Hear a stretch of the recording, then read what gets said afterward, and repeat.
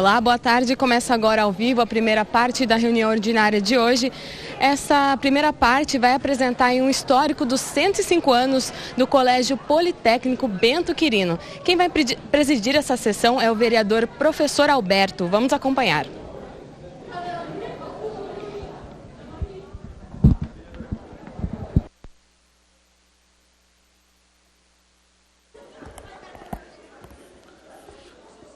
Boa tarde a todos. Eu quero primeiramente lembrar que hoje nós estaremos ouvindo falar um pouco sobre o Colégio Politécnico Bento Quirino. Eu estou aqui com o Dr. Érico Bacelar, que é o presidente, e com parte dos alunos do colégio. E é muito honroso para nós nessa casa, nessa primeira parte, acolhermos essa população jovem, importante para a nossa cidade de Campinas, e um colégio centenário como o Colégio Bento Quirino também honra essa casa, a presença de todos vocês. Quero cumprimentar a esposa do Dr. Érico, a dona Sônia, e todos os professores, o corpo docente, o corpo discente, toda a equipe do Colégio Bento Quirino, especialmente a minha esposa também, a professora Eliana Renata, que é professora também no Colégio Bento Quirino, e muitos alunos que eu tenho a oportunidade de conhecê-los porque foram meus alunos na Escola Estadual Dom Barreto, onde eu sou professor efetivo de História. Então sempre é uma alegria acolhê-los a todos e dizer que vocês são muito bem-vindos. Os alunos já tiveram a oportunidade de fazer um rápido tour, de assistir um vídeo institucional e de, por alguns minutos, compartilharmos algumas ideias, algumas perguntas. E esse momento é para nós ouvirmos o presidente do Colégio Politécnico Bento Quirino, Dr. Érico, falar sobre essa milenar instituição de ensino aqui na cidade de Campinas.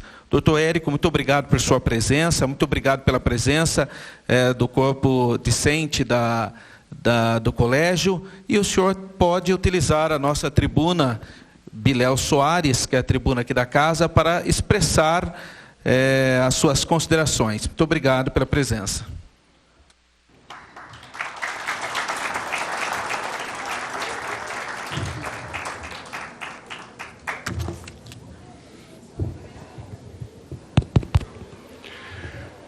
Estávamos no dia 8 de abril de 1910.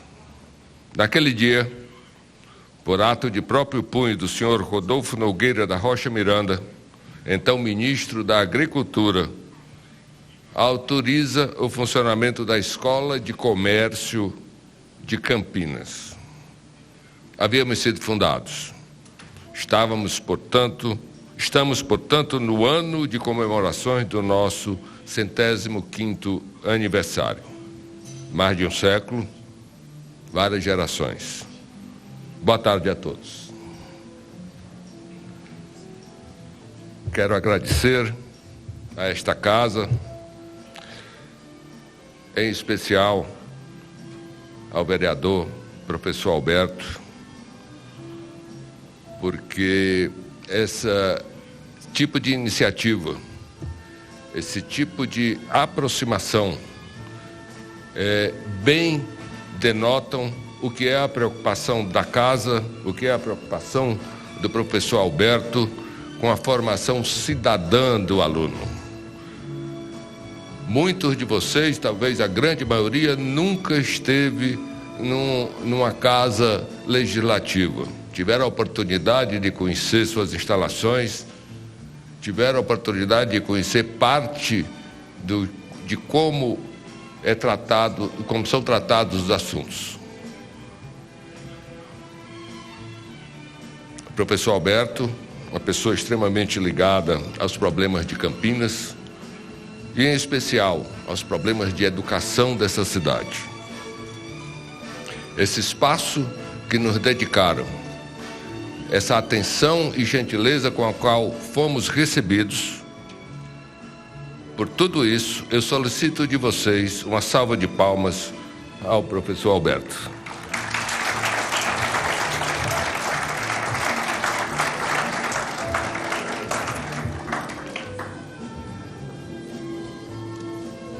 Prosseguindo, eu fiz na abertura 2 colocações que procurei dar destaque.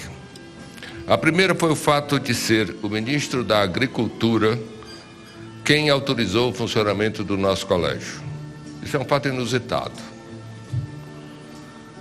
E depois o nome do colégio na sua fundação, Escola Técnica de Comércio de Campinas. Esses 2 fatos explicarei no decorrer dessa apresentação. Sinto ainda a necessidade de, nesse primeiro momento, responder uma questão que sempre nos é colocada. O que poderia ter motivado, em 1910, alguém criar uma escola de contabilidade em Campinas? Para que isso? O que motivava? E quem foi essa brilhante mente nessa época? Para entender um pouco essas questões, é necessário contextualizar um pouco de história para buscarmos entender o que era o país, o que era Campinas em 1910. No cenário nacional, sabemos que o presidente do Brasil era o Dr. Nilo Peçanha. O país estava se ajustando ao recente Estado republicano. A Guerra do Paraguai ainda cobrava sua fatura. Dr. Nilo Peçanha via no ensino técnico a grande necessidade do país e capaz de alavancar o desenvolvimento. Criou, então, o Ministério da Agricultura, como desmembramento do Ministério de Viação e Obras Públicas. Historiadores acreditam que, provavelmente, devido à sua origem como filho de agricultores, o Dr. Nilo Peçanha determinara que o ensino técnico era de competência do Ministério da Agricultura, para dar mais força e atenção, e não ao Ministério da Educação, como é hoje. Por isso, o nosso colégio foi autorizado a funcionar por decreto de próprio punho, repito, pelo ministro da Agricultura, pasta na época ocupada pelo doutor Rodolfo Nogueira da Rocha, como citamos no início. Este, em grande resumo, era o quadro nacional, expectativas, arrumando a República. E Campinas? Como era a nossa querida cidade? Campinas também estava se acomodando aos novos momentos da República. Começava a sedimentar-se a imigração que chegara na virada do século, com predominância da colônia italiana. Campinas era iluminada a gás. Somente 2 anos mais tarde, em abril de 1912, acenderam-se as primeiras 240 lâmpadas elétricas em Campinas. Sobre muita curiosidade, desconfiança, expectativa. Havia quem fosse contra. Os bondes nunca mais seriam puxados por burros. O prefeito da cidade era o senhor Orozimbo Maia, que estava no final da sua primeira gestão, visto que voltaria a ocupar o cargo por mais 2 vezes, sem contar que já havia sido intendente geral. O sistema tributário nacional estava se implantando e, com isso, se tornava necessário, obrigatório, o registro contábil de todas as atividades econômicas do país. Como eu disse, nós estávamos entrando num período republicano. Tínhamos acabado de sair do Império. Não havia estruturação de nada. Não havia impostos. Não havia tributação. Tudo estava sendo criado. No cenário educacional, naquele ano, Campinas possuía 17 escolas. 749 alunos matriculados na rede. Isso nos dá uma média de um pouco mais, 44 alunos por unidade.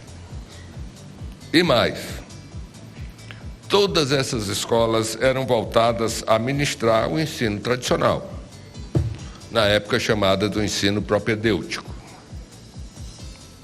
E os contadores? Quem é que ia formar os contadores? Quem poderia atender às novas exigências e determinações do governo central? Não tinha saída. Tinham que vir de fora, eram na sua maioria escoceses, os guarda-livros, como assim eram chamados. Daí estava feito. Essa foi a motivação, a necessidade de criar um curso. Então, o ideal pioneiro e inovador, Dr. Hilário Pereira Magro Júnior, se destaca. E foi ele o propositor do projeto para a criação da Escola Técnica de Campinas. Fundador e seu primeiro diretor, de imediato iniciou as atividades educacionais. Era o primeiro colégio técnico de Campinas, o segundo do estado de São Paulo, o terceiro do país. Naquela época também se destacava outro ilustre campineiro, o senhor Bento Quirino dos Santos, o apóstolo das virtudes mais elevadas, como era chamado ainda em vida, face às inúmeras obras sociais e comunitárias que ele empreendeu e criou.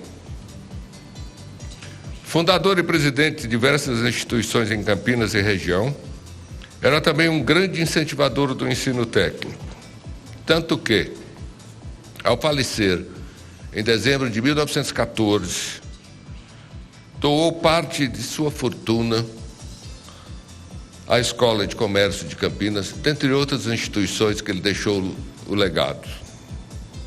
Com o legado recebido, aquela pequena escola edificou suntuoso prédio, estilo Arte Nouveau, com projeto arquitetônico de Ramos de Azevedo. E, em homenagem ao seu patrono, adotou a denominação de Escola de Comércio Bento Quirino, a partir de 2 de junho de 1915.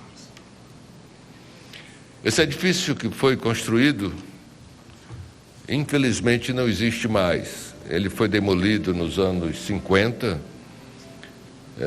É uma pena, não existia ainda o Condepac, né, professor?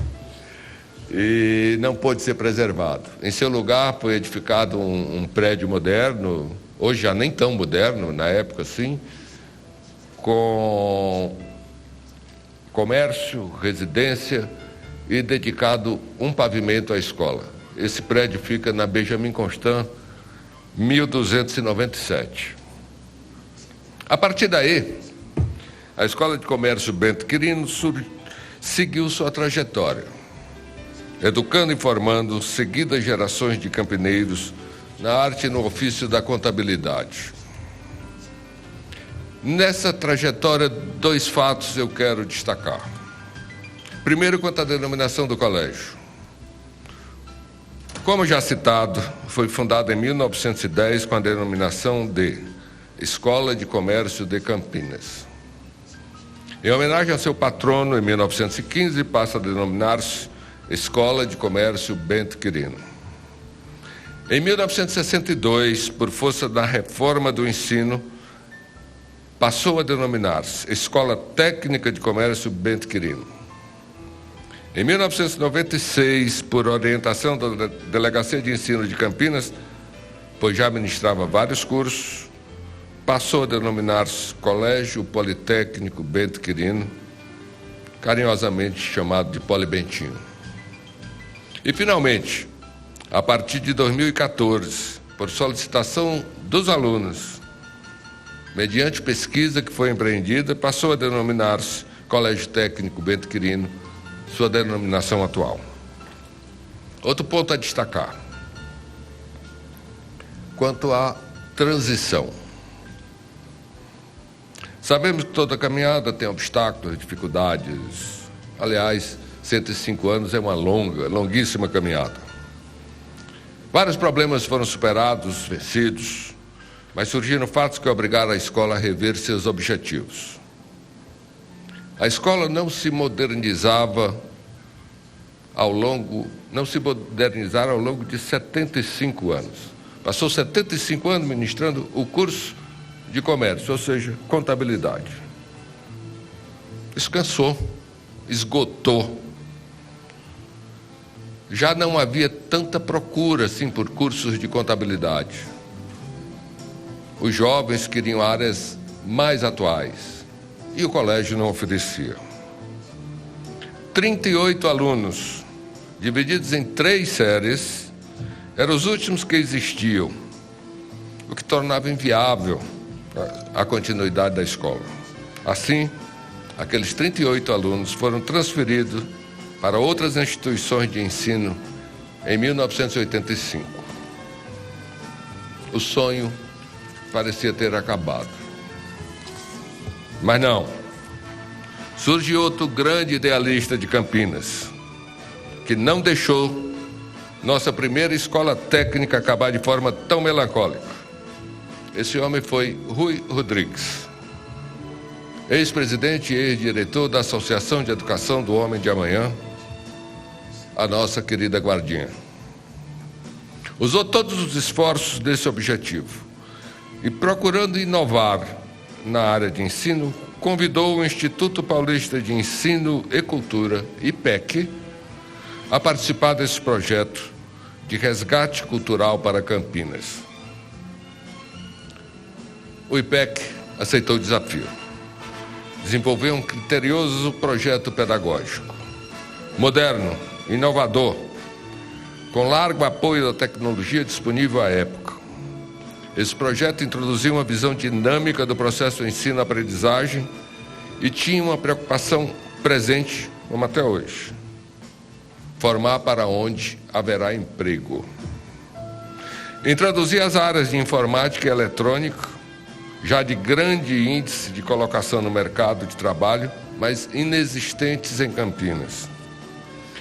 E previa ampliações nas diversas áreas do saber, como de fato vem ocorrendo até hoje. Esse projeto foi elogiado e aceito pela Delegacia de Ensino, e assim, em 1987, a Escola Técnica de Comércio Bento Quirino foi reaberta. O IPEC tornou-se seu mantenedor até os dias atuais. Aqueles 38 alunos são hoje quase 3 mil. Aquele curso de contabilidade, atualmente são mais de 25 habilitações técnicas. Somos o maior colégio técnico de nível médio do estado de São Paulo, um dos maiores do Brasil. Aquela semente de 1910, pioneira e inovadora, florescera de novo. E floresceu para tornar o Colégio Técnico Bento Quirino uma referência nacional, como veremos daqui a pouco. Para acomodar a dinâmica do universo do trabalho, todos os anos novos cursos são criados. E aqueles que tornam-se mais ultrapassados ou obsoletos são encerrados. É uma dinâmica permanente. A renovação exige, todos os anos, novos cursos. Para que esse ímpeto de inovação não colidisse com a qualidade, para assegurar que ela fosse mantida, adotamos um sistema de gestão da qualidade, de reconhecimento internacional. É baseado na norma ISO 9001-2008. Somos certificados da ISO desde 2003, portanto, há 12 anos. Nossas certificações desse programa têm renovação de validade realizadas anualmente. E o órgão que nos certifica é nada menos do que a Fundação Vanzolini, que é uma das fundações de maior renome da USP. Somos, de novo, pioneirismo, o único colégio técnico do país a possuir tal certificação. Isso é referência e motivo de muito orgulho. Cobrimos hoje todas as áreas do conhecimento. E por isso mesmo, entendemos que esse projeto campineiro precisa deixar a região de Campinas e avançar geograficamente no estado de São Paulo.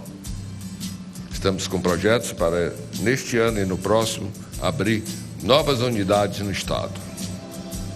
E mais, iremos além mar. Em abril deste ano, tivemos a honra de compor uma missão diplomática a Angola e a Moçambique. Fomos convidados pelo Itamaraty para representar o segmento de ensino técnico naqueles dois países. O Itamaraty buscou uma instituição que pudesse ter representatividade e experiência e propor inovações atuais em países carentes da África. Em Moçambique, as tratativas estão em andamento. Em Angola, floresceu mais cedo. O governo local nos convidou oficialmente, através da sua Casa Militar, para abrirmos unidades educacionais em todas as províncias de Angola. São 18 províncias.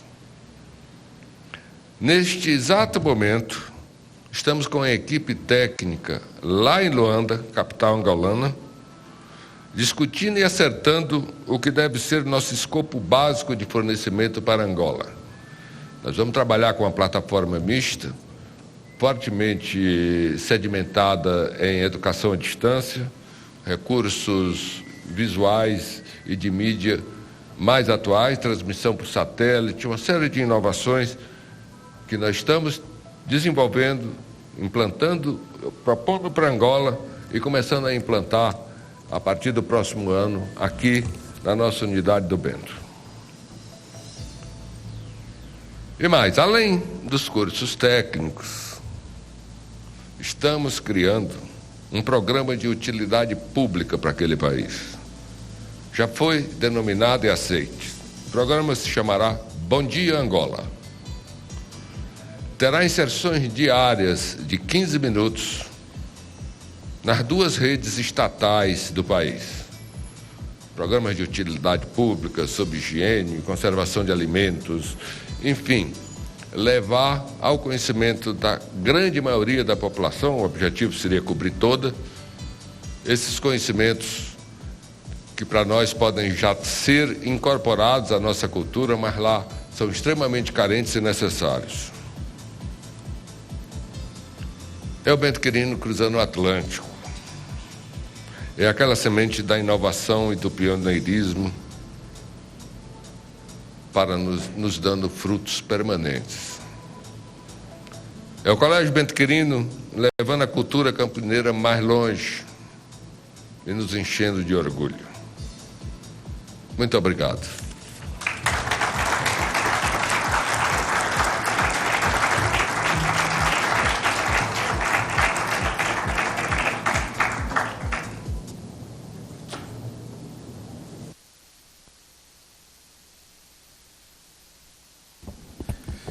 Nós temos ainda um bom período para abrirmos para perguntas para os alunos que quiserem fazer pergunta para o presidente, Dr. Érico Bacelar, ou mesmo para mim, alguma questão relacionada a essa casa. Nós temos ainda condições de estarmos dialogando sobre tanto alguma curiosidade em saber que o Colégio Politécnico, podemos afirmar que é um dos mais importantes do país, e isso enche a nossa cidade de orgulho. A cidade de Campinas é uma cidade que os seus moradores a escolheram, um dos motivos de terem escolhido a vir morar em Campinas é por ter bons colégios, boas universidades, boas empresas. Esse é um dos motivos que faz a nossa cidade uma cidade grande, uma cidade importante no nosso país. Mas vamos verificar se existir algum aluno ou algum aluno presente que queira fazer alguma pergunta. Eu acho que é uma oportunidade bastante interessante.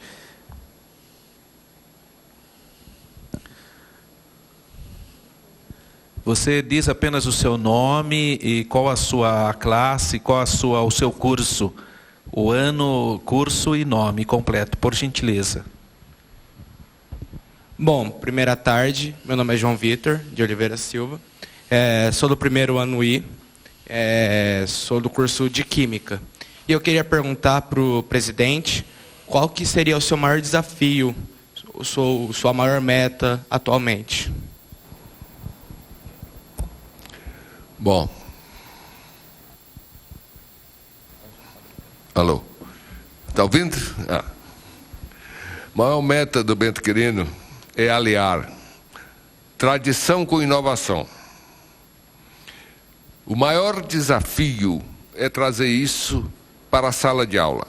Os novos recursos, que tanto se fala de multimídia, os novos recursos audiovisuais, os novos recursos que a tecnologia toda nos dá a possibilidade de utilizar, nós temos dificuldade em implantar. Por quê? Nós e o resto das escolas. Porque todo mundo esquece uma ponta e a parcela mais importante do sistema educacional. O professor. O professor precisa estar atualizado. Então, o nosso desafio busca incentivar e incrementar a formação do professor para que, mais cedo, novas tecnologias permanentemente possam ser disponibilizadas por nossos alunos. Esse é o meu desafio maior e permanente, constante.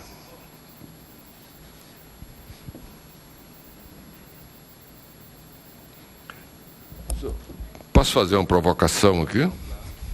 Vou tomar a liberdade, porque eu acho que os senhores têm uma oportunidade hoje, estão tendo aqui uma oportunidade na casa muito rara. De todos aí o conhecimento daqueles candidatos que teve no mote da sua campanha dizer: vocês sabem o que um deputado federal faz? Eu também não. Então, eu acho que essa é uma oportunidade para que os senhores possam perguntar aqui ao professor Alberto alguma coisa que os senhores têm vontade de saber, o que um vereador de Campinas faz. Porque, diferentemente da Assembleia Federal, aqui, pelo que eu conheci, pelo que eu conheço, essa casa trabalha. E trabalha de segunda a sexta. É muito diferente. Mas sempre vivemos hoje um momento, de certa forma, muito desgastante, porque colocam todos os políticos numa vala comum. Mas há políticos e políticos. Aqui se faz trabalho sério. Mas eu gostaria que vocês levantassem alguma dúvida. O que um vereador de Campinas faz?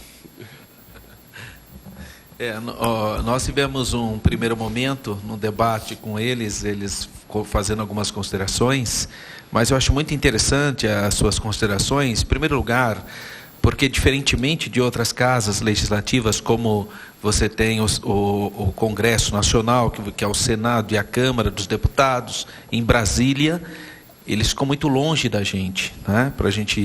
A gente tenta até acompanhar o deputado mas ele está muito longe, né? Está em Brasília.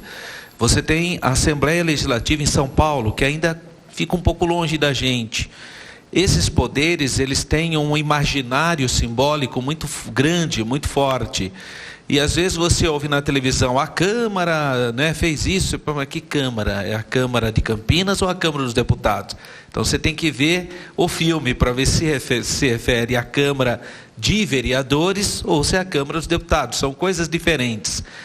E quando o doutor Érico faz essa consideração do trabalho da casa, as câmaras, normalmente, é a casa que está mais próxima da população.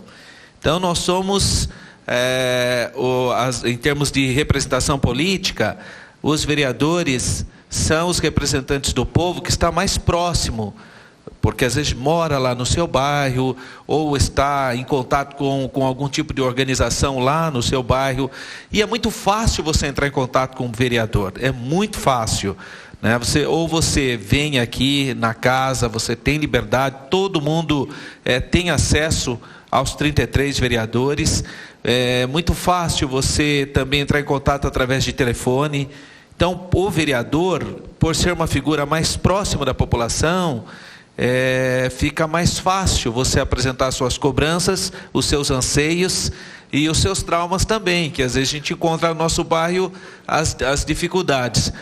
Porém, nem tudo que a gente pensa em termos de política é possível o vereador fazer, né? Não é? Basicamente, o vereador, ele fiscaliza os demais poderes, especificamente o poder executivo, fiscaliza se o asfalto que o prefeito mandou colocar, se realmente foi aquilo que foi combinado em lei, em licitação, fiscaliza os atos do executivo, cria leis que podem mudar a nossa vida, como eu estava comentando aqui à tarde sobre legislação. Eu dei um exemplo para vocês da legislação que eu chamo de uma legislação mais humana, mais acolhedora, mas existem vários tipos de legislação. O prefeito enviou para essa casa agora a legislação sobre cidade limpa, que vai afetar a vida de cada um de nós. Aquela pessoa que tem esse hábito de jogar latinha, tomou sorvete, joga a casquinha, não no lixo, mas na rua. Aquelas pessoas que fazem parte dessas tribos urbanas que picham, né? Vão ter dificuldade, porque estarão no radar das autoridades. Então, são leis que são discutidas nessa casa e que podem ser aprovadas ou não, mas depende sempre da mobilização da população, né? E o vereador, ele sempre passa a ser o elo mais próximo da população por estar na cidade, tá? Por estar mais próximo do morador. Agora, muita gente não pensa que não pode vir aqui, né? Às vezes, eu não sei se é o caso de algum de vocês, mas, puxa vida, como que eu faço para participar da sessão? Você pode vir aqui segunda e quarta-feira, tem esse ritual aí normal por causa da sua própria segurança, né? Porque aqui não pode entrar com arma, essas coisas, e às vezes tem grupos que são um pouco mais agitados, né? Querem ganhar no grito, e no grito a gente não ganha. No regime democrático não é dessa maneira, né? No regime democrático são direitos. O que vale, o nome é parlamento, vem da palavra parlar, falar. Aqui se ganha nas ideias, no campo das ideias, né? Mas você pode vir aqui toda segunda e quarta-feira. A pauta é publicada pela imprensa, a imprensa ou no site da própria Câmara. Você pode entrar no site da Câmara Municipal de Campinas, vem. E também, professor e doutor Érico, também está estendido aos professores. Eu não sei se tem algum professor aqui. Obrigado pela presença aí dos professores. Também, se quiser um dia ministrar uma aula da casa, avisando a gente com antecedência, é possível também, né? Vim discutir um tema aqui, para trazer os alunos, para tirar os alunos, né, daquele sistema já tradicional, né, para quebrar um pouco. Isso é muito bom, e a casa se dispõe, além de ser utilizado, grandes nomes do cenário nacional têm vindo dar palestra nessa casa. Você tem que entrar no site, fazer inscrição. Mas o Luiz Pondé, por exemplo, filósofo, esteve aqui falando com os funcionários, e o Paulo Sérgio Cotella esteve aqui, professor Cotella, falando e outras pessoas importantes do país, como candidatos a presidente, economistas. Eles vêm, eles usam esse auditório para ministrar palestra, e você pode, tudo gratuitamente. Aqui não pode ter preço, né? Aqui toda palestra tem essa característica, por ser uma casa pública, tem que ser tudo free, né? Tudo gratuito. Só que você tem que se inscrever. Por quê? Porque aqui essa casa, esse local, esse auditório, cabe mais ou menos 300 pessoas. E a gente sempre toma cuidado de não superlotar, porque todo ambiente com muita gente é importante que tenha uma certa margem de manobra, né? Então a gente procura abrir o espaço e fomentar os debates importantes da cidade. E vocês são todos bem-vindos para participarem quando vocês quiserem, né? Sempre é uma honra. Mas está aberto ainda a pergunta, se tiver mais alguém que queira contribuir, falar, os professores, com a vontade.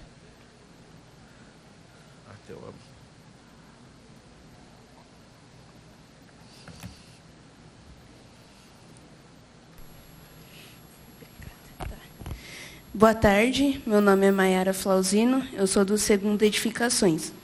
Bom, a minha pergunta é que quando alguma lei que vocês aprovam, depois quando o público, a população, ela não é aceita, a gente não aceitam, entre aspas, e aí começa a ter protestos, começa a ter vandalismo, vocês entram de novo em reunião para poder tentar resolver esse assunto, ou vocês, o que vocês fazem, na verdade? Vocês pegam e cancelam tudo, ou vocês falam, não, a população não está gostando dessa nossa atitude, vamos tomar outras providências? Muito obrigado pela sua pergunta. Eu quero fazer aqui também os cumprimentos à dona Cidinha, que é a professora, e um exemplo de cidadã, porque ela vem em todas as sessões participar, ela acompanha tudo aqui, e não é funcionar, não é nada, é uma iniciativa que ela toma, e eu vejo isso como um bom exemplo para nós que somos da cidade, né? Ela faz isso porque ela gosta da cidade dela, né? Mas é professora também, já aposentada. Então, muito obrigado, dona Cidinha, por sua presença sempre constante aqui nas nossas sessões. Eu gostei da sua pergunta, ela é importante. Eu vou dar 2 exemplos. Sempre é muito, eu diria, delicado falar sobre isso, mas eu não tenho dificuldade de falar sobre esse assunto. Quando a gente cria uma lei errada, vamos dizer assim, né? Você cria uma lei e o povo não aceitou. E nós tivemos um caso aqui interessante. Não foi bem uma lei, foi uma proposta no outro mandato, no final do outro mandato, sobre aumento salarial do vereador. E foi aumentado por essa casa. Aumentou. E a população não aceitou. Não aceitou o aumento do salário do vereador. Então o que a população fez? Ela começou a protestar. E qual é o melhor protesto? É você cobrar o seu vereador. Aquele vereador que você elegeu. E que ele saiba que você trabalhou e deu voto para ele. Dizendo que você vai tirar o apoio dele se ele não recuar, se ele não mudar nessa. E a sociedade também, os formadores de opinião, os professores, os jornalistas, todos começaram a trabalhar o mesmo tema. Então a Câmara recuou. Ela tirou esse projeto. Então é possível sim você ocorrer isso. Eu diria assim, ao mesmo tempo que foi uma derrota para aquela legislatura, mas foi um grande aprendizado. Um grande aprendizado. Por quê? Porque a gente também aprende com erros. A gente aprende com erros. É pedagógico isso também. Não pode permanecer no erro, né? A pessoa está vendo que está errado, está todo mundo dizendo que ele está errado, e ele vai insistir com aquilo. Não, você tem que ter, não pode ser tão obtuso assim, tem que ter algumas sensibilidades. É possível criar projetos e realmente a população rejeitar. Eu sou um daqueles vereadores que gosto do diálogo. Eu acho importante quando faz alguma consideração. Eu acabei de dizer, acho que foi para você mesmo na sua pergunta sobre aquele projeto de 5% para as pessoas, para mesinhas, né, para locais de alimentação, nas praças de alimentação, você reservar mesinhas, um tanto de 5% para o idoso, para a gestante, para o obeso, para cadeirante, para outras pessoas especiais. E aí vem os representantes do shopping querendo conversar comigo, falando, não vou aceitar, eu vou, 5%? Não é assim. Eu aceito sim, pode vir dar a sua opinião, quero ouvi-lo, eu quero ver a sua experiência. Um projeto bom é aquele projeto que é construído, não é aquele que é imposto. Então isso não é uma crítica a ninguém, é apenas uma consideração. É como se eu viesse aqui na casa e tivesse uma epifania, né?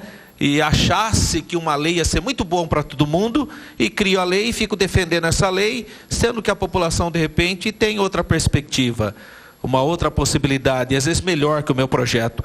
Por isso que é bom que o projeto seja discutido em 2 momentos. Um é verificar se não tem vícios, se o projeto é legal, seu projeto não afronta a Constituição Federal, seu projeto não afronta a Constituição Estadual, seu projeto não afronta a Constituição Municipal. Então, se realmente ele é límpido, ele não tem vício, então é a primeira discussão que se faz. O segundo é mérito. Será que vale a pena esse tipo de legislação?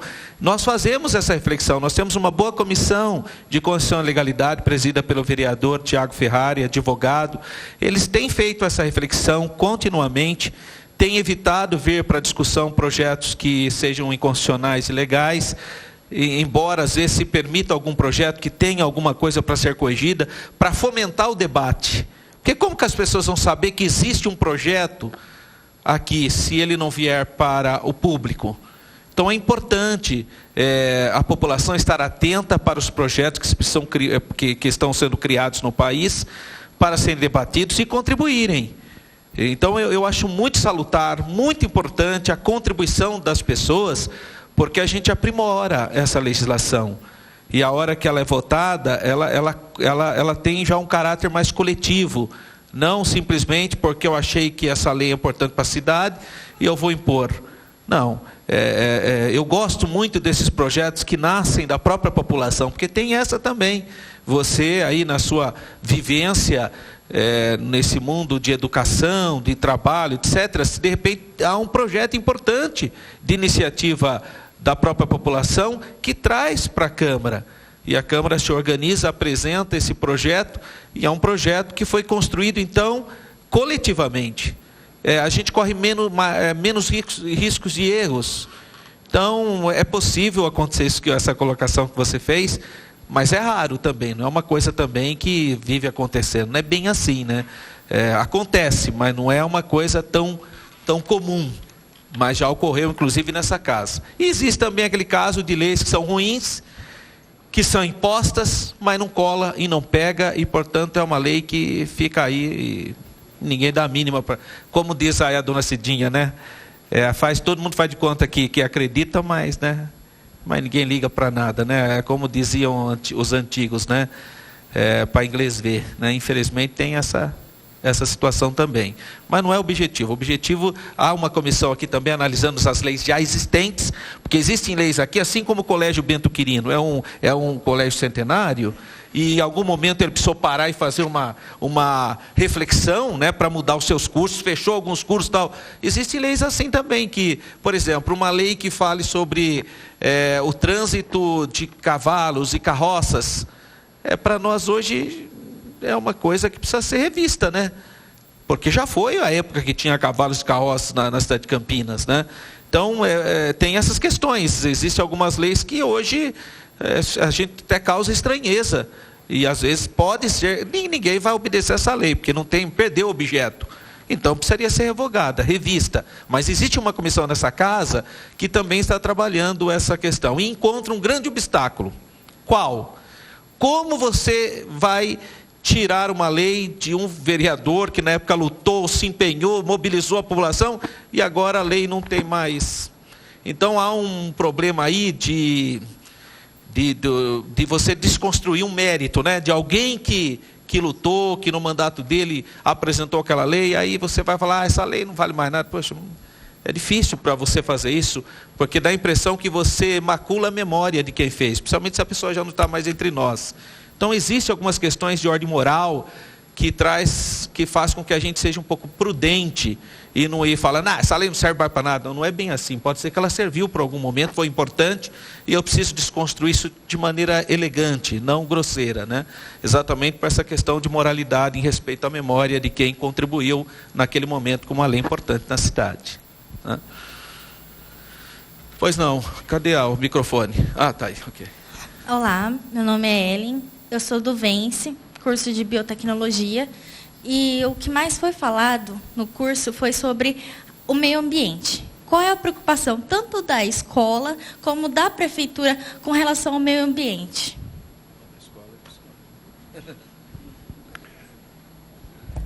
Esse é um assunto delicado, fácil, difícil, depende do enfoque.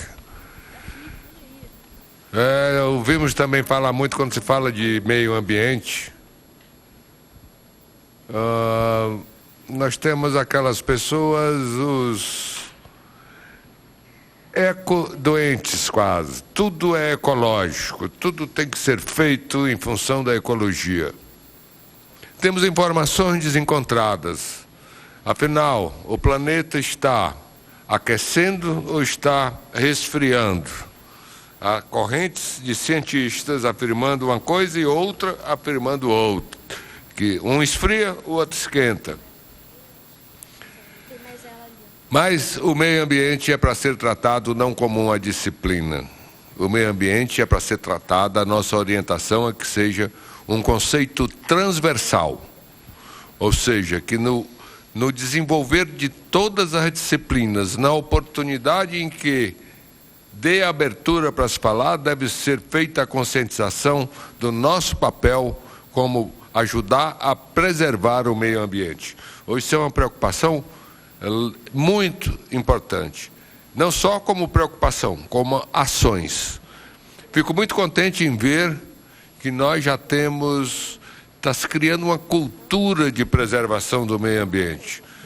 Se olharmos um pouco costumes de não muito tempo atrás, nós vamos ver que a população, nós mesmos, mudamos. Eu, há muito tempo atrás, tenho um pequeno gesto, por exemplo, ao escovar os dentes pela manhã, deixava a torneira aberta. Hoje, entre a escovada e vamos dizer, o enxágue da escovação, eu fecho a torneira. Fazendo a barba também.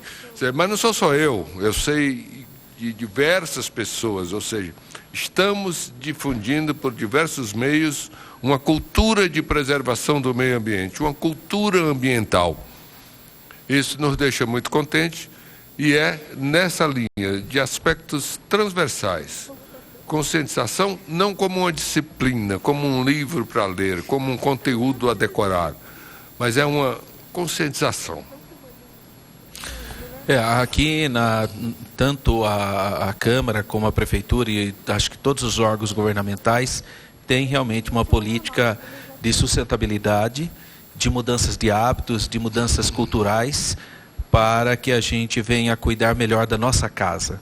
A Câmara especificamente tem uma comissão permanente sobre meio ambiente e existe um quadro muito interessante, muito bom de vereadores. E eu destaco o vereador Rossini, que é um vereador militante, ele é do Partido Verde e tem trazido esses temas preocupantes como a escassez de águas e outras coisas mais. Então a Câmara sempre fala muito sobre essa questão do meio ambiente, está muito presente, é uma agenda muito presente aqui. Olha, eu adoraria continuar conversando com vocês e ouvir os demais, mas dê uma olhada ali no relógio. Então, só vai ser a sua última pergunta mesmo, tá? Por gentileza, nós temos que encerrar porque nós vamos ter sessão aqui. Pois não. Prazer, meu nome é Isabela Garcia de Macedo, sou do curso de segunda ADM. E eu queria saber como vocês chegam à conclusão de que é preciso fazer uma nova lei. Se vocês analisam a sociedade campineira, assim, ou como vocês fazem. Obrigado por sua contribuição. Então, são várias possibilidades, né? Pode nascer da sua iniciativa mesmo, você trazer para um vereador, olha vereador, e se a gente fizesse um projeto assim, assim, pode, de repente, a iniciativa da própria comunidade, de associações, de instituições, ou do próprio vereador, que vai trazer uma ideia, não necessariamente será lei, pode ser até uma ideia importante, vai se debater, pode mudar completamente, a ideia, o objetivo, o foco era uma coisa, pode mudar completamente, né? Ou não, ou de repente vai ser focado, vai ser... Por isso que traz para o debate, para contribuições. Eu posso não ter nada a ver com a lei, o vereador trouxe um projeto, está discutindo, mas eu posso contribuir. Olha, e se a gente tivesse uma emenda assim, se nós tirássemos essa palavra? Então, a lei, ela passa sendo, ela gesta de muitas contribuições. É muito raro uma lei isolada, que ela nasceu de um vereador, é só ele. Não, ele vai ter que enfrentar todos os demais, e a sociedade que está, graças a Deus, está acompanhando, está opinando, está participando continuamente. Então, por isso que essa é uma das casas mais interessantes da democracia, porque ela consegue ter esse caráter democrático, onde as pessoas têm mais condições de participação. Não significa que elas vão ter o resultado que elas querem, mas tem essa percepção. E muitas vezes, eu acho que quem cria a lei, ele tem esse pensamento, né? Ele é o guardião da lei, mas ele, por isso mesmo, ele tem, porque a lei não é só para os outros, eu estou criando para mim também, para a minha família, né? Não pensa que eu estou fazendo uma lei aqui, é só os outros que vão ter que cumprir. Não, eu sou o primeiro, porque eu sou o guardião dessa lei. Então, quem cria a lei, ele primeiro está criando para ele primeiro, né? E para toda a sociedade, claro. Por isso que tem que ter um caráter social, democrático. Não pode ser uma coisa que vá beneficiar apenas um grupo. Ela tem que ser muito democrática. Eu quero agradecer, doutor Hélio, o Colégio Politécnico Bento Quirino, os professores, que eu vi, alguns professores queriam participar, todos os alunos que ficaram aqui, todos os presentes, muito obrigado pela presença de vocês. Eu vou deixar o senhor também despedir aí do pessoal, porque nós estamos no... Muito obrigado. Professor Alberto, eu queria agradecer à casa, em nome da direção, em nome dos professores, em nome dos nossos alunos. Tivemos aqui uma recepção calorosa, uma recepção ilustrativa, tivemos uma aula de civilidade muito importante. Tenho certeza que isso marcará o conhecimento de vocês sobre política, sobre a Câmara de Vereadores de Campinas, para o resto da vida. E essa oportunidade foi possível graças a essa iniciativa sua e da casa, que nos deixa muito felizes e contentes. Obrigado ao senhor, obrigado aos professores, obrigado por vocês terem vindo.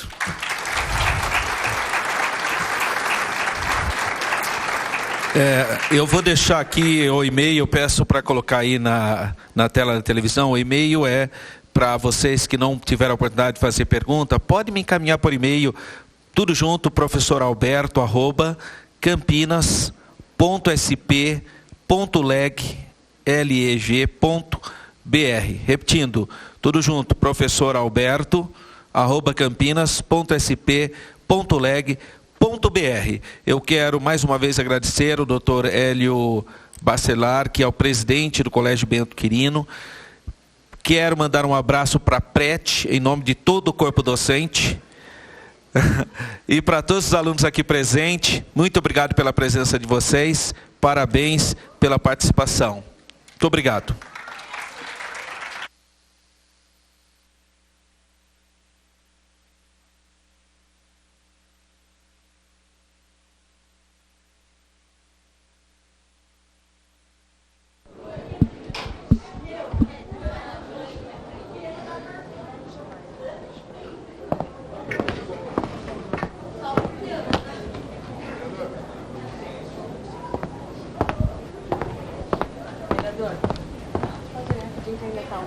A gente aproveitar. Vamos também.